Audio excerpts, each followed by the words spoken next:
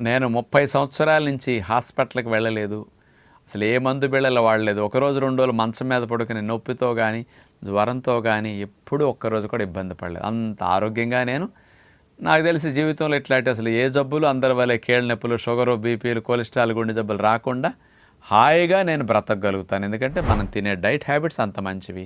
ఆ కంట్రోల్ ఉంది కాబట్టి ఆరోగ్యం ఎట్లా ఉంటుందని నాకు నమ్మకం ఉంది. 30 ఏళ్ళ నాడు బ్లడ్ రిపోర్ట్స్ ఎట్లా ఉన్నాయో ఇప్పుడు 60 ఏళ్ళ వయసులో కూడా మాకు అట్లాగే మెయింటైన్ అవుతున్నాయి. 90 ఏళ్ళు వచ్చిన ఇట్లాగే మెయింటైన్ చేస్తాం.